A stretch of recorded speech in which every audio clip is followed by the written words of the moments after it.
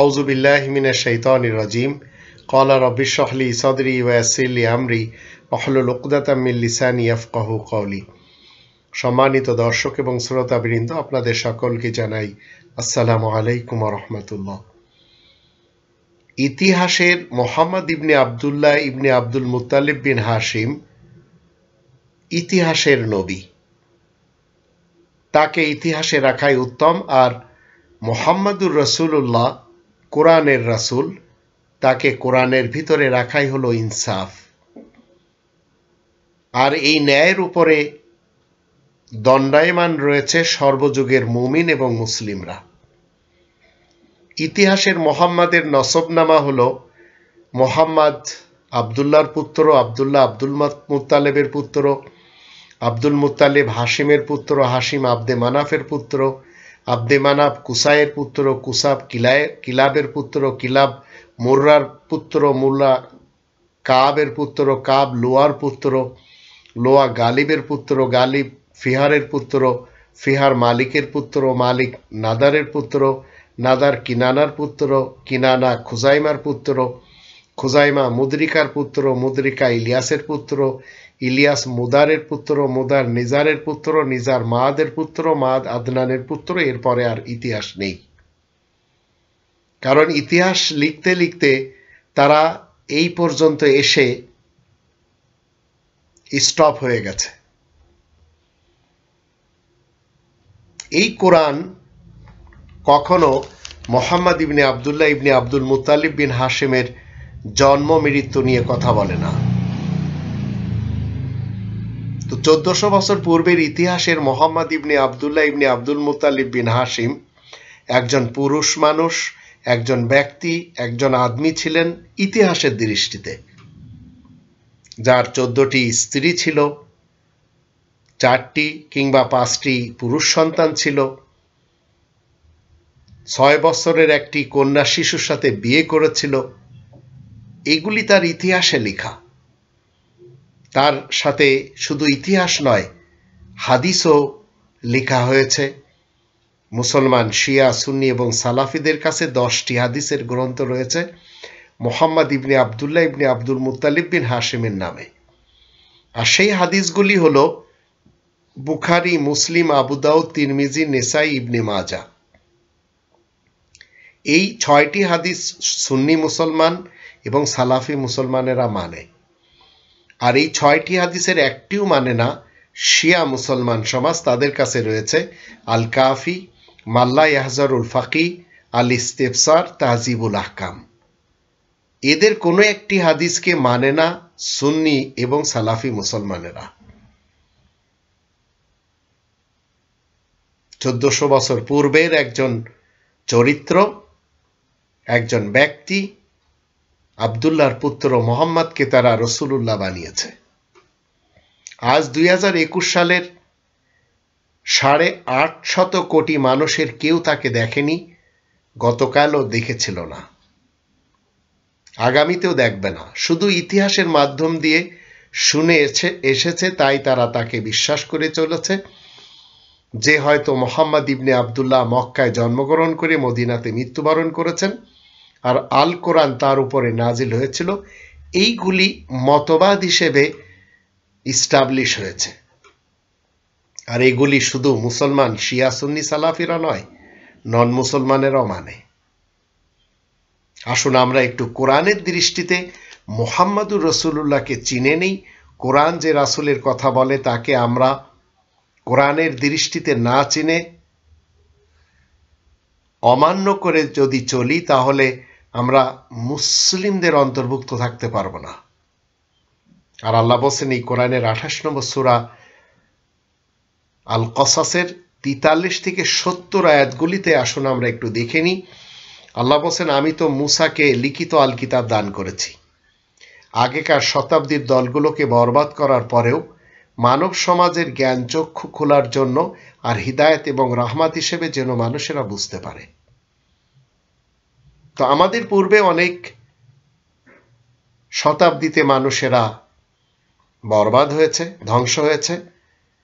আজ আমাদের সামনে এই কোরআন এসেছে কিতাবে মুসা এসেছে মানব সমাজের জ্ঞান চক্ষু খোলার জন্য আর হিদায়াতের জন্য এবং রহমত হিসেবে। তা আমাদেরকে বুঝতে হবে। 44 আয়াতে বলা হচ্ছে, তুমি তো আর সেই সময় মুসার বাহুতে ছিলে না, আমি যখন মুসাকে হুকুম দিই, আর তুমি তো দর্শক রূপেও সেখানে উপস্থিত ছিলে না। তো মোহাম্মদ ইবনে আবদুল্লাহ ইবনে আব্দুল মুত্তালেব সেই সময় মুসার কাছেও ছিল না, যখন আল্লাহ হুকুম দিয়েছেন দর্শক রূপেও ছিল না। তো বর্তমান চলিতকালে আল্লাহ বলছেন তুমি। এখানে তুমি যদি আপনি বুঝতে পারেন তাহলে অনেক কিছু আপনি অ্যাচিভ করে নেবেন। তুমি বলতে রিডার দি কোরআনকে বোঝানো হচ্ছে, কারণ এই কোরআনে আপনার এবং আমার কথা উল্লেখ রয়েছে। এটি 21 নম্বর সূরা আল আম্বিয়া 10 নম্বর আয়াতে আল্লাহ বলেন, লাকাদ আনজালনা ইলাইকুম কিতাবান, অবশ্যই আমি তোমাদের সকলের দিকে একটি লিখিত গ্রন্থ নাজিল করেছি, ফিহি যিকরুকুম, যার ভিতর তোমাদের উপদেশ উল্লেখ রয়েছে, আফালা তাকিলুন, তোমরা কি একটু বুদ্ধি বিবেচনা কাজে লাগাবে না? তা আপনি যখন কোরআন পড়বেন তখন কোরআন আপনার সাথে কথা বলে। তা আজ আপনাকে আমাকে কোরআন বলছে 28 নম্বর সূরা আল কসাসের 43 থেকে 70 আয়াতগুলির মধ্যে 44-এ বলা হচ্ছে, তুমি তো আর সেই সময় মুসার বাহুতে ছিলে না, আমি যখন মুসাকে হুকুম দিই, আর তুমি তো দর্শক রূপেও সেখানে উপস্থিত ছিলে না। তো বর্তমান চলিতকালে আল্লাহ বলছেন তুমি। এখানে তুমি বলতে আজ আপনি যদি পড়েন আপনাকে বলা হচ্ছে, আমি পড়ছি আমাকে বলা হচ্ছে। তো রিডার দি কোরআনকে সব সময় বোঝানো হবে, যে পড়বে তাকেই বোঝানো হবে। তাই আমরা কেউ ছিলাম না যখন সেই কালে আল্লাহ কথা বলেছেন মুসা রাসূলের সাথে, এমনকি ছিল না মক্কার কোনো ব্যক্তি যার ব্যাপারে মানুষের ধারণা যে তিনি ছিলেন রাসূল। কোরআনের এই আয়াতের বিরুদ্ধে 60,000 গ্রন্থ রচনা করা হয়েছে, আর যারা রচনা করেছে তারা কেউ খ্রিস্টান, কেউ ইহুদি, আবার কেউ হিন্দু এবং কেউ মাজুসি। আর ইসলামের নামে যত ইতিহাস লেখা হয়েছে, আজকের যুগে আমরা পি.কে. হিট্রিকে দেখতে পাই, ফিলিপকে হিট্রি। মাদ্রাসা যারা তৈরি করেছে তারাও ইহুদি এবং খ্রিস্টান। কলকাতার আলিয়া মাদ্রাসা তৈরি করেছে লর্ড হস্টেন, খ্রিস্টান। বাগদাদে নিজামুল মুলকের যুগে একজন ইহুদি হাসান বিন সাবা খারিজি মাদ্রাসা তৈরি করেছে, কওমি মাদ্রাসা।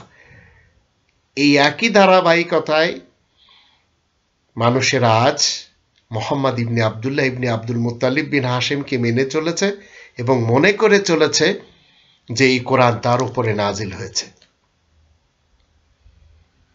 45 নম্বর আয়াতে বলা হচ্ছে 28 নম্বর সূরা আল কসাসের, কিন্তু আমি শতাব্দীর পর শতাব্দী ধরে অনেকগুলো দল দৃশ্যমান করে থাকি আর তাদের আমলদারি বাড়িয়ে দিই, আর তুমি তো মাদিয়ানবাসীদের সাথে বসবাস করতে না যাতে তুমি তাদেরকে আমার আয়াতসমূহ পড়ে শোনাতে, আমি কিন্তু বরাবর রসুল পাঠাচ্ছি।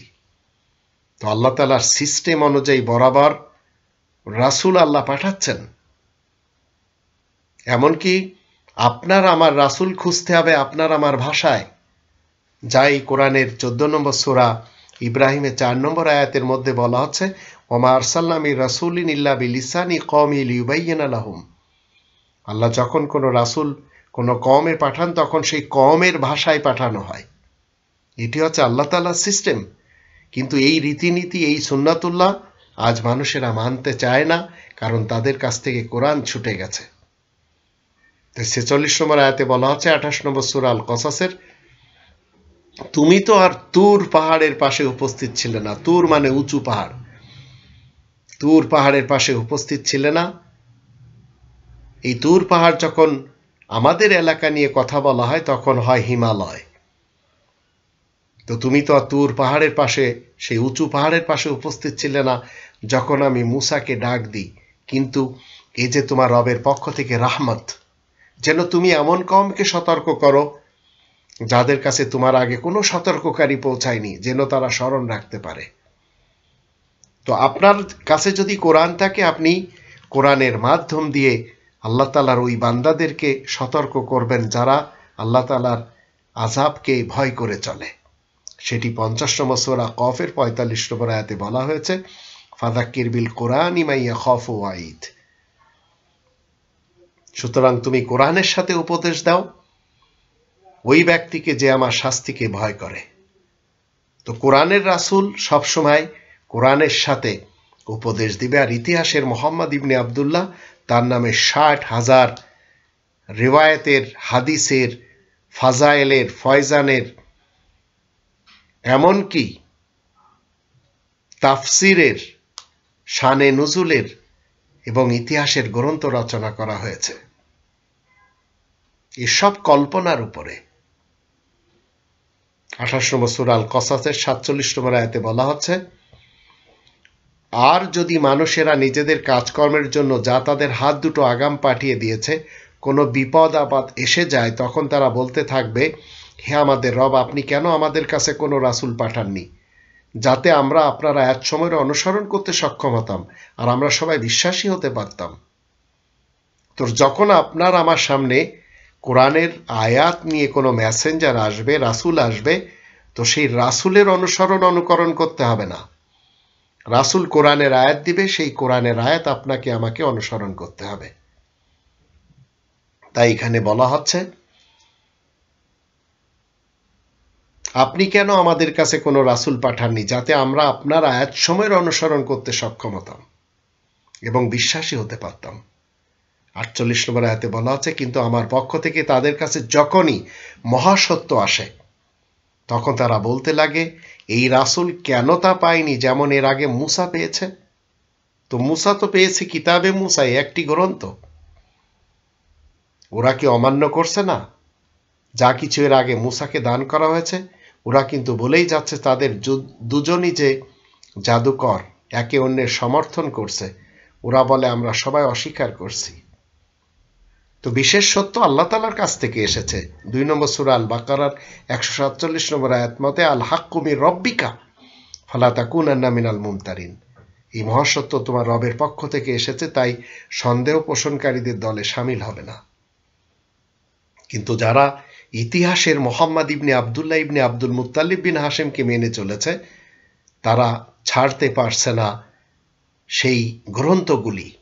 হাদিস বলেন, ফিকা বলেন, উসুল বলেন, ইজমা বলেন, কিয়াস বলেন, বালাগা বলেন, ফয়জান বলেন, ফাজাইল বলেন, শানে নুজুল বলেন, তাফসির বলেন, ইতিহাস বলেন, শামাইল বলেন, এগুলো ছাড়তেই পারছে না। আর যারা মেনে চলেছে তাদেরকেই বলা হয় মুসলমান শিয়া, মুসলমান সুন্নি কিংবা মুসলমান সালাফি। আরো ছোট ছোট উপদল রয়েছে মুসলমান সমাজে। তো 28 নম্বর সূরা আল কসাসের 49 আয়াতে বলা হচ্ছে, তুমি ঘোষণা করে দাও, এখন তোমরা সবাই আল্লাহ তাআলার কাছ থেকে একখানা কিতাব নিয়ে এসো যা সেই দুইটির তুলনায় উত্তম। আমি তাই মেনে চলব যদি তোমরা সত্যবাদী হয়ে থাকো। 50 আয়াতে বলা হচ্ছে, তাই যদি তারা তোমাকে মেনে না চলে তাহলে জানবে ওরা নিজেদের খেয়াল খুশির অনুসরণ করে চলেছে। তো ইতিহাসের মোহাম্মদ ইবনে আবদুল্লাহ, তাকে যারা মেনে চলেছে তারা খেয়াল খুশির অনুসারী। কিতাবে মূসা থেকে তারা অনেক দূরে। তা আল্লাহ বলেন, অথচ তার চাইতে বেশি পথ আর কেই বা হতে পারে যে নাকি শুধু নিজের খেয়াল খুশিটাকে মেনে চলছে। আল্লাহ তাআলার কাছ থেকে যে পথ নির্দেশ এসেছে তা বাদ দিয়ে আল্লাহ জালিম কওমকে পথ দেখান না, এ কথা সত্য সুনিশ্চিত। আর 51 আয়াতে বলা হচ্ছে, আমি মানুষের কাছে ক্রমাগত বিশেষ বাণী পৌঁছে দিচ্ছি যেন তারা স্মরণ রাখতে পারে। তো এই বিশেষ বাণী হচ্ছে কওলে রসুল।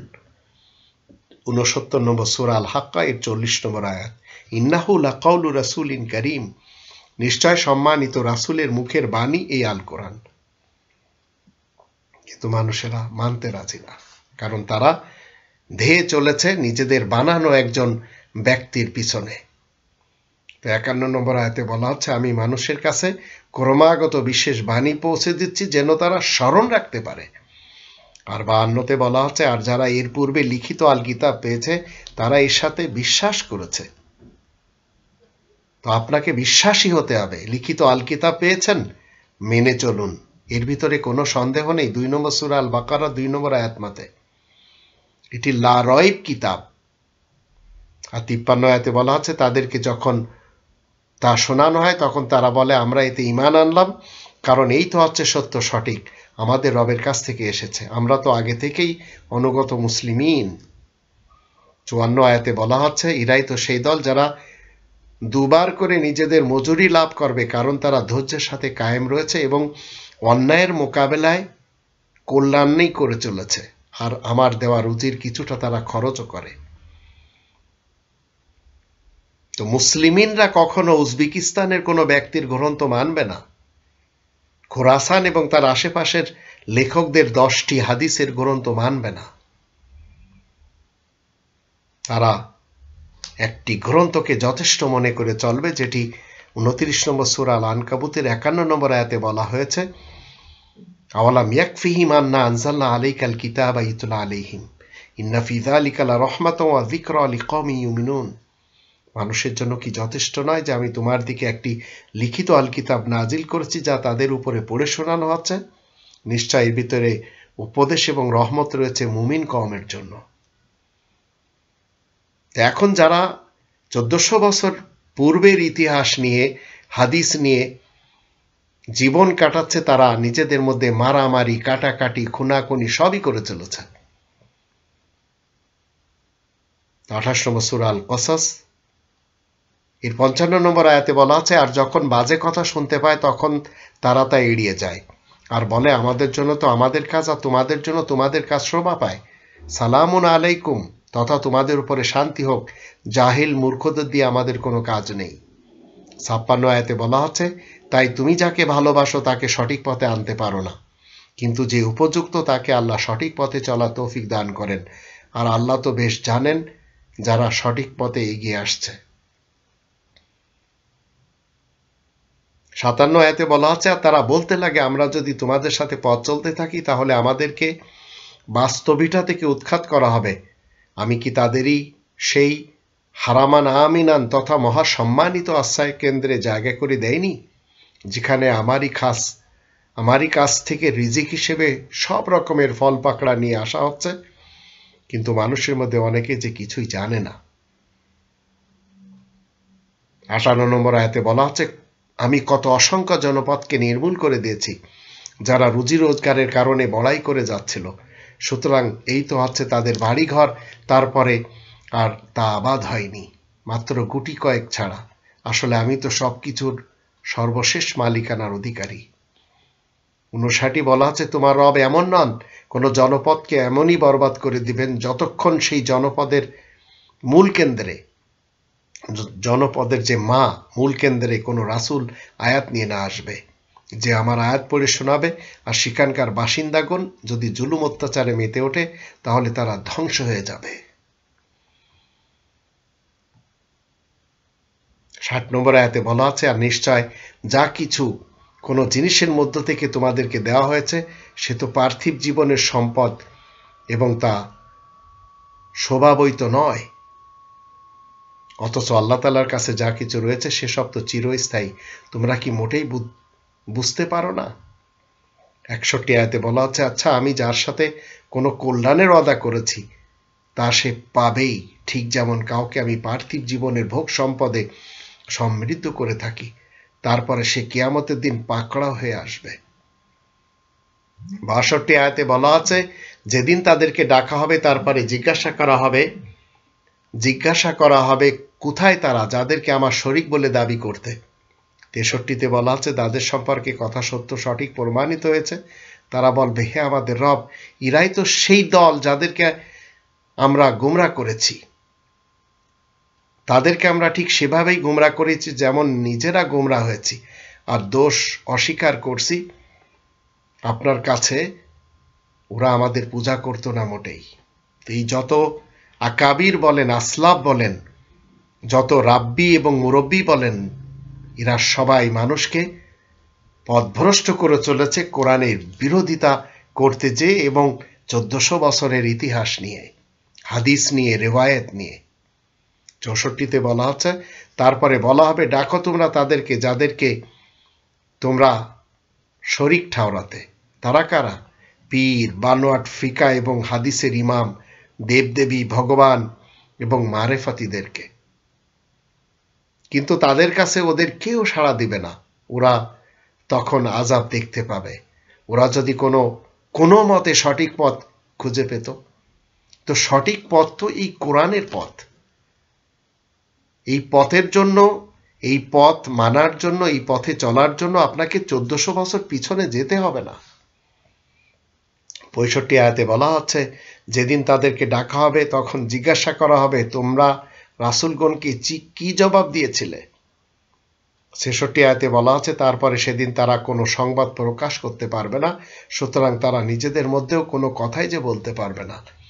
67তে বলা আছে, অতএব যে কেউ তওবা করবে এবং আস্থাবান হয়ে সংশোধনের কাজ করবে, তবেই তো আশা করা যায় সেই ব্যক্তি মুক্তি লাভকারীদের দলে শামিল হবে।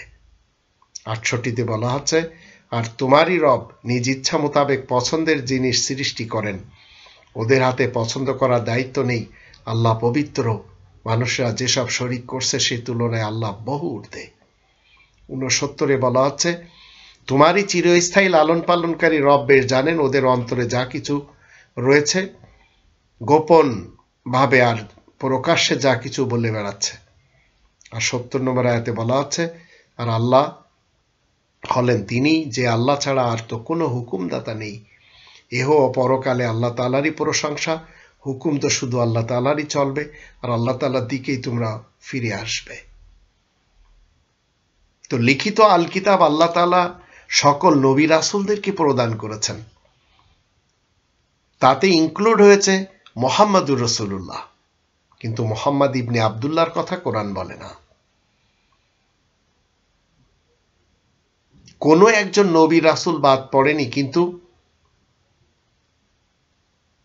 যারা তাফসির করেছে, ইতিহাস লিখেছে, শানে নজুল লিখেছে, তারা সবাই মানুষকে নিয়ে যাচ্ছে 1400 বছর পূর্বের সেই মুহাম্মদ ইবনে আব্দুল্লাহ ইবনে আব্দুল মুত্তালিব বিন হাশিম বিন আব্দি মানাব বিন কুসাই বিন কিলাব বিন মাররা বিন কাব বিন লুয়া বিন গালিব বিন ফাহার বিন মালিক বিন নাদার বিন কিনানা বিন খুজাইমা বিন মুদরিকা বিন ইলিয়াস বিন মুদার বিন নিজার বিন মাহাদ বিন আদনানের দিকে।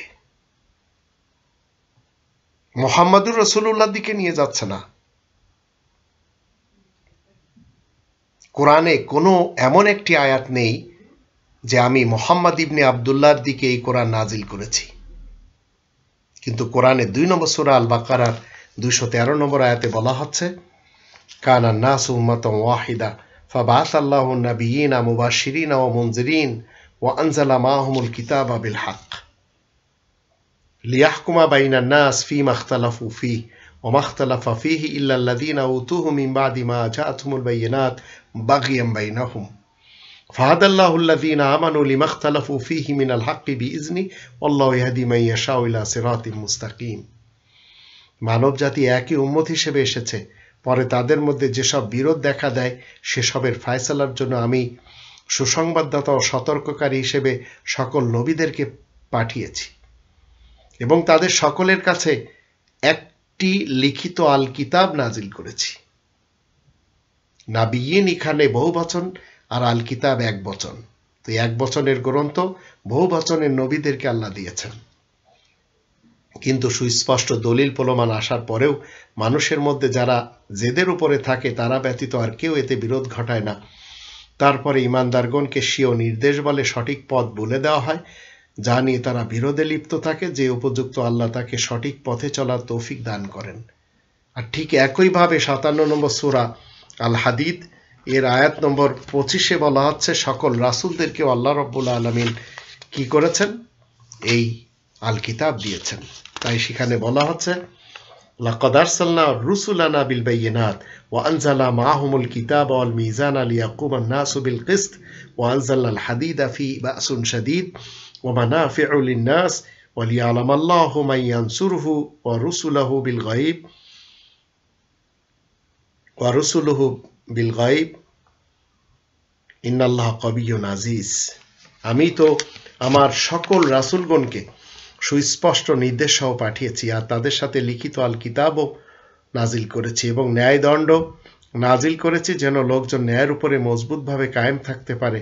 আমি তো লোহা নাজিল করেছি, যার মধ্যে বেদনার কারণ থাকলেও প্রত্যেকটি মানুষের জন্য তাতে নানা প্রকার উপকার নিহিত রয়েছে। আর আল্লাহ এভাবে জানতে চান কে আল্লাহকে না দেখেই আল্লাহ এবং আল্লাহর রাসূলকে সাহায্য করতে এগিয়ে আসে, নিশ্চয় আল্লাহ পরম শক্তিশালী ও বিপুল প্রতাপশালী।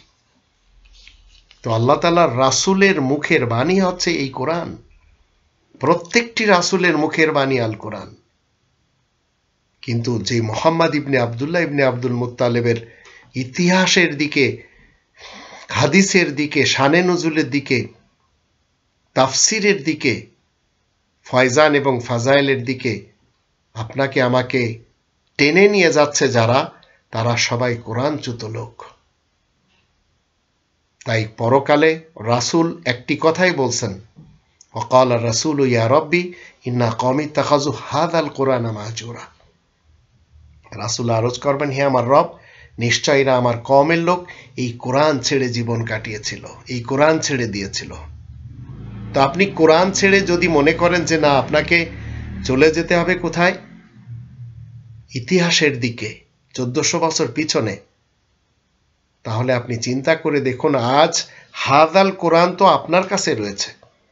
তো এই হাযাল কোরআন যারা এর অনুবাদ করে চলেছে ইহুদি এবং খ্রিস্টানদের বানানো সেই গ্রামার অনুযায়ী 1400 বছর পিছনের মুহাম্মদ ইবনে আব্দুল্লাহর সাথে, তাহলে এর থেকে বড় ভয়ঙ্কর বিপদ আপনার আমার জীবনে আর কিছুই হতে পারে না।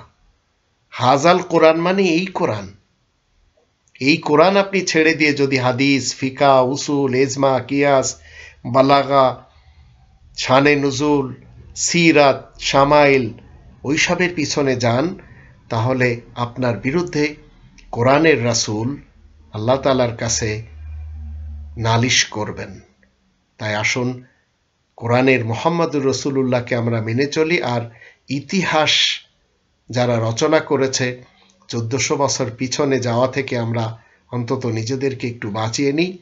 নইলে আপনি যদি 1400 বছর পিছনে যান, তাহলে আপনাকে শিয়া মুসলমান হতে হবে, কিংবা সুন্নি মুসলমান হতে হবে, কিংবা সালাফি মুসলমান হতে হবে।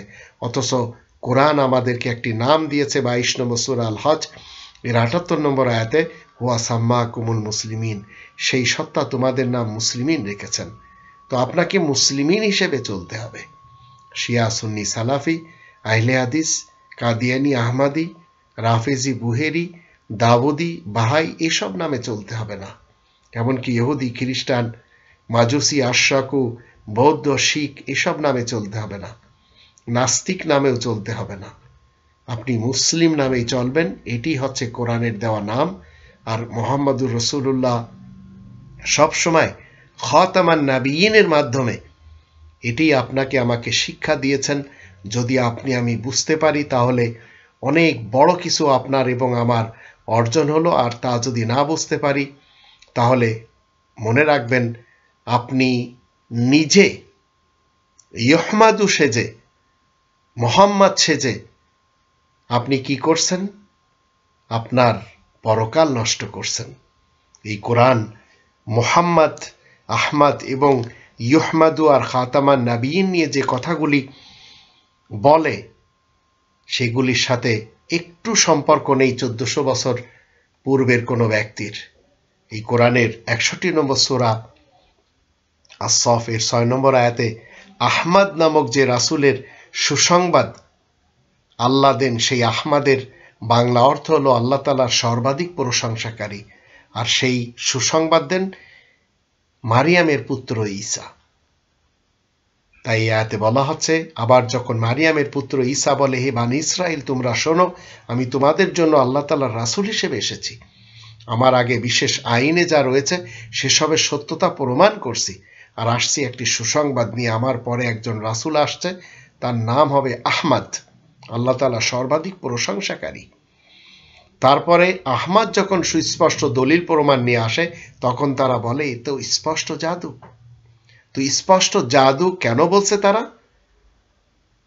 কারণ আহমদ রাসূল কখনো কুরাইশ কিংবা বনু হাশেমে আসছে না। আর পুরা ইতিহাস লিখেছে আহমদ কুরাইশ বংশে এবং বনু হাশেমে আসছে। তো এখানে আল্লাহ বলছেন আহমদ রাসূল বানি ইসরাইলের মাঝে এসেছেন। তাই আপনাকে আমাকে কি করতে হবে? মোহাম্মদ রাসূলের সঙ্গী সাথী হতে হবে। 48 নম্বর সূরা আল ফাতহ এর 29 নম্বর আয়াতে বলা হচ্ছে, আয়াত প্রচারের কারণে প্রশংসিত মোহাম্মদ হলেন আল্লাহ তাআলার রাসূল, আর যারা তার সাথে সম্পর্ক রাখে তারা আয়াত গোপন করার কারণে অবাধ্য কাফিরদের মোকাবেলায় খুবই তৎপর আর নিজেদের মধ্যে বড়ই রহমদিল। তাদেরকে দেখবে তারা কখনো রুকু করবে, আবার কখনো সেজদা করবে, আর তারা আল্লাহ তাআলার সাহায্য সামগ্রী ও সন্তুষ্টি লাভের জন্য সচেষ্ট থাকে। তাদের পরিচয় পাওয়া যায় চেহারা সাজদার চিহ্নের মারফতে। তাদের এই গুণাবলী বিশেষ আইন আর তাওরাতে, বিশেষ সুসংবাদ আল ইঞ্জিলে বিদ্যমান রয়েছে। ঠিক যেমন ফসল ফলার জন্য বীজ অঙ্কুর বের করে, তারপর সেটাকে শক্তিশালী করে তোলে, তারপর সেটাকে সোজাভাবে দাঁড়ায়, যা দেখে কৃষকদের মনে আনন্দ হয়। আল্লাহ ওয়াদা করেছেন তাদের সাথে যারা তাদের মধ্যে ঈমান আনবে আর সংশোধনের কাজ করবে তাদের জন্যই তো ক্ষমা এবং বিরাট পারিশ্রমিক রয়েছে। তো আয়াত প্রচার করার কারণে প্রশংসিত মোহাম্মদ এর কাছে কোরআন থেকে নাজিল হবে। কখনো রিওয়ায়াত, হাদিস, উসুল, ফিকা, ইজমা, কিয়াস এইসব তার সাথে আসবে না। 47 নম্বর সূরা মুহাম্মাদের 2 নম্বর আয়াতে আল্লাহ বলেন, আর যারা ঈমান এনে সংশোধনের কাজ করে আর আয়াত প্রচারের কারণে প্রশংসিত মুহাম্মাদের কাছে কোরআন থেকে যা কিছু নাজিল করা হয়েছে সেসবের প্রতি যারা আস্থাবান, আসলে তা যে তাদের রবের পক্ষ থেকে সঠিকভাবেই নাজিল হয়েছে, আল্লাহ তাদের দোষ ত্রুটি দূর করবেন আর তাদের অবস্থা শুধরে দেবেন। তো আপনি যদি কোরআনের আয়াত প্রচারের কারণে প্রশংসিত মোহাম্মদ হতে পারেন তো আপনার কাছে কোরআন থেকে নাজিল হবে। আর এটি কোরআনের 17 নম্বর সূরা বানী ইসরাইলের 82 নম্বর আয়াতে বলা হচ্ছে, অনুনাজ্জিলু মিনাল কোরআন, আর আমি নাজিল করে থাকি কোরআন থেকে। তো এই কোরআন শুরুদিন থেকে। কখনো আল্লাহ বলবেন না যে আমি রিওয়ায়াত থেকে নাজিল করি, হাদিস থেকে নাজিল করি, এ ধরনের কথা কোরআনে না। এই ধরনের কথা ইতিহাসের মোহাম্মদ ইবনে আবদুল্লাহ ইবনে আব্দুল মুত্তালিবের সাথে সম্পৃক্ত করা হয়েছে খোরাসান এবং তার আশেপাশের কিছু নাস্তিক লেখকদের পক্ষ থেকে। 3 নম্বর সূরা আল ইমরানের 188 নম্বর আয়াতে আল্লাহ বলছেন, যারা নিজেদের কাজকর্ম সম্পর্কে খুবই খুশি হয় আর যে কাজ তারা করেনি সেজন্য লোকের কাছে প্রশংসা পেতে চায় মোহাম্মদ হয়ে। সবাই প্রশংসা পেতে চায় মোহাম্মদ হয়ে। এদের সম্পর্কে এ কথা বোঝা মোটেই উচিত নয় যে এরা আযাব থেকে রেহাই পাবে। এদের জন্য কষ্টদায়ক আযাব রয়েছে। তো আপনার নাম মোহাম্মদ, কিন্তু আপনার কাজ হচ্ছে কোরআন বিরোধী, আযাবে যেতে হবে। 3 নম্বর সূরা আল ইমরানের 144 আয়াতে আল্লাহ বলেন, আর আয়াত প্রচারের কারণে প্রশংসিত মোহাম্মদ হলেন একজন রাসূল, তা ব্যতীত অন্য কিছুই নন। মোহাম্মদের পূর্বে সকল রাসূলগণ অতীত হয়ে গেছে, তাই সে যদি মৃত্যুবরণ করে কিংবা তাকে কতল করা হয় তাহলে তোমরা কি পিঠ ফিরে যাবে? যদি কেউ পিঠ ফিরে যায় তাহলে তাতে আল্লাহ তাআলার কিছুমাত্র ক্ষতি হবে না, আর যারা কৃতজ্ঞতা প্রকাশ করে এমন বান্দাদেরকে আল্লাহ শীঘ্রই পুরস্কার দেবেন। তো মোহাম্মদকে কতলও করা হয়নি, মোহাম্মদ মৃত্যুবরণও করেনি, কারণ আয়াত প্রচারের কারণে প্রশংসিত মোহাম্মদ কখনো মৃত্যুবরণ করে না। তাই 33 নম্বর সূরা আল আহজাবের 40 নম্বর আয়াতে বলা হচ্ছে, মোহাম্মদুর মাকানা মোহাম্মদুন আবা আহাদিম মির রিজালিকুম, মোহাম্মদ তো তোমাদের মধ্যকার কোনো পুরুষের আবা নন। আবা বলা হয় বাবা, দাদা, নানা, পরনানাদেরকে। তো আবা মোহাম্মদ নন। যদি মোহাম্মদ কারোর বাবা, দাদা, নানা, পরনানা হতো তাহলে মৃত্যুবরণ করত। ওয়ালাকি রাসূল আল্লাহ, কিন্তু মোহাম্মদ তো আল্লাহ তাআলার প্রেরিত রাসূল। ওয়া খাতামান নাবিয়িন, আর সকল বিশেষ খবরদাতা নবীদের সিলমোহর। ওয়া কানা আল্লাহু বিকুল্লি শাইইন আলিম, আর আল্লাহ তো সবকিছুই বেশ জানেন। কিন্তু ইতিহাসের মোহাম্মদ ইবনে আবদুল্লাহ ইবনে আব্দুল মুত্তালিব একজন মানুষ, তাই মৃত্যুবরণ করেছে, কিন্তু কোরআনের মোহাম্মদ রাসূলুল্লাহ খাতামান নাবিয়িন তাই কখনো মৃত্যুবরণ করে না। কারণ মোহাম্মদ তোমাদের মধ্যকার কোনো পুরুষের বাবা, দাদা, নানা, পরনানা না। আর যদি বুঝতে পারেন তাহলে অনেক বড় কিছু আপনারা বুঝতে পেরেছেন।